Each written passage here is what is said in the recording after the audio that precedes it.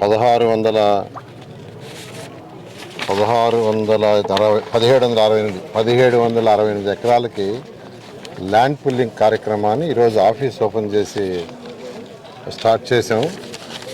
ఈరోజు ముగ్గురు రైతులు శ్రీ మైనేని సత్యనారాయణ గారు 4.01 ఎకరాలు ల్యాండ్ పుల్లింగ్కి ఇచ్చారు.